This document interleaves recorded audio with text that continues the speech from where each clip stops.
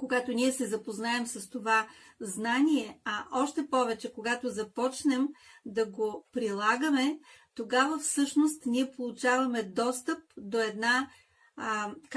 до едно информационно поле, до една космическа библиотека, мога така да го нарека, до която само тогава ние получаваме достъп до нея, защото сме направили първата крачка. Разбира се, от професор Пак научих не само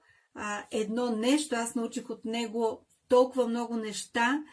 за които съм безкрайно благодарна и за които никога не мога да се отплатя. Това, което научих наред с системите на съответствие, кое къде се намира по нашите ръце и ходила, коя част от ръката на кой орган отговаря, къде се намира проекцията на ръцете, на краката, на белите дробове, каква е енергийната анатомия, меридианите и чакрите, какви са техните проекции по ръцете и ходилата. Всичко това се изучава в Суджок, но освен тези изключително ценни практически знания, всъщност това най-големият урок, който научих от него, това е урокът за любовта.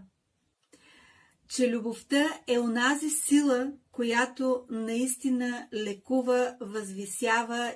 вдъхновява, издига и преобразява. Че каквито и методи, и средства, и техники да владеем, ако не правим това, ако не практикуваме с любов и към себе си, и към другите хора, нашите възможности ще бъдат много ограничени в сравнение с възможностите, до които бихме получили достъп, до ресурсите, до които бихме получили достъп, ако ние правим това с любов